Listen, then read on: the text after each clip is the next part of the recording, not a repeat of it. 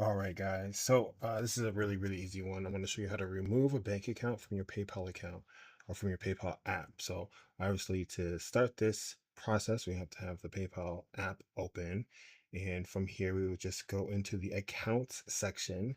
There's a lot of stuff going on here. We need to scroll down until we see linked banks and cards.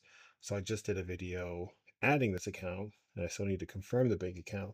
Now I'm going to show you how to delete it, which would be to simply click this account. I'm just going to open this up and then hit the remove button here at the bottom.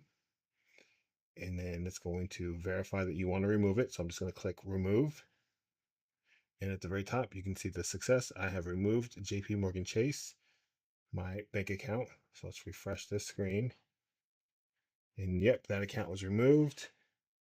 And there we go. I got an email saying that that account was removed as well. So super easy, guys. If this helps you, please like the video, subscribe to the channel. Thanks so much. See you next time. Bye.